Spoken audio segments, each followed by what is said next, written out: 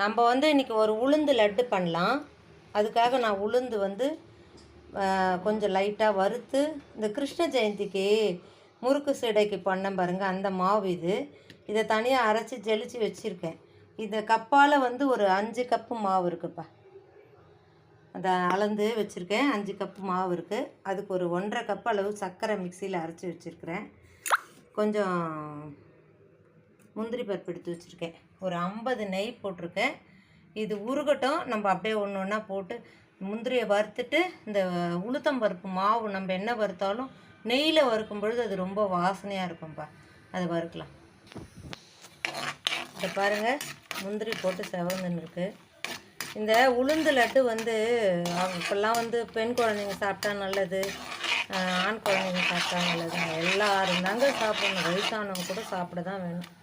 உடம்புல சத்து குறைஞ்சிக்கிட்டு தான் வருது. என்ன விட்டமின் மாத்திரை சாப்பிட்டா மட்டும் என்ன அந்தந்த நேரத்துக்கு தான் வலி போகுது. அதுக்கப்புறம் திரும்பி வலிக்க தான் செய்யுது. இந்த மாவை இதில் கொட்டுறேன். வறுப்பு செவந்து போச்சு. நெய்யில் வறுக்கும் பொழுது நல்ல வாசனையாக இருக்கும். கொஞ்சம் நேரம் வறுக்கலாம். இது நெய் பத்தலைன்னு தோணுச்சுப்பா, இன்னும் கொஞ்சம் போட்டேன் நான். இது பசு நெய் தான், நல்லாயிருக்கும். வாசனையாக நல்லாயிருக்கும். இதுக்கு பிடிப்படுறதுக்கு எதுவுமே இல்லையே, நெய் மட்டும்தான். அந்த சர்க்கரையை போட்டு கிளறிட்டு அப்படியே நம்ம பிடிக்க வேண்டியது தான். பத்தலைனாலும் இன்னும் கொஞ்சம் நெய் காய்ச்சி ஊற்றி பிடிக்கணும். டெய்லி வடை அது இதுன்னு செஞ்சு இந்த நவராத்திரிலாம் சுண்டலும் வடையும் செஞ்சு, சரி இன்றைக்கி லட்டுவாக பண்ணிடலாம் பெருமாளுக்கு பண்ணிவிட்டு சாமிக்கும் வச்சுட்டு பேர பிள்ளைங்களும் சாப்பிடுவாங்கன்ட்டு உளுந்து லட்டாக பண்ணிகிட்ருக்கேன்.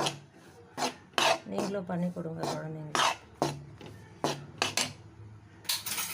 இது பாருங்கள் எவ்வளோ வெள்ளையாக இருந்தது. அப்படியே நம்ம அந்த நெய் போட்டு வறுக்க எப்படி கலர் மாறிட்டு வருது பாருங்கள். வீடு வாசனை தூக்குது. அப்படியே நெய்யும் அந்த உளுத்தம்பருப்பு வாசனையும். அவ்வளோதான்ப்பா, போதும் வறுத்தது. இப்போ நம்ம சுகரை கொட்டிடலாம். ஆஃப் பண்ணிடுறேன் ஸ்டவ்வை. இதில் ஒரு 4 கப்பு இருந்தது மாவு. நான் ஒரு 1.5 கப்பு அளவுக்கு போடுறேன். கம்மியாகவே இருக்கட்டும். இனிப்பு 1 கப்பு போட்டேன். இப்போ ஒரு 1/2 கப்பு.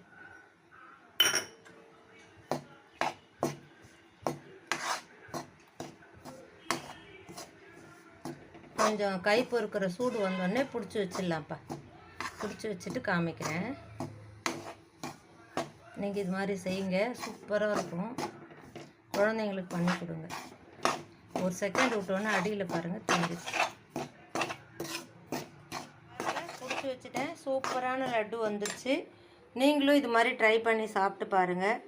ரொம்ப நல்லது, இடுப்புக்கு நல்லது, எலும்புக்கு நல்லது, ரொம்ப நல்லது. ப்ரோட்டீன் வேறு இருக்குது.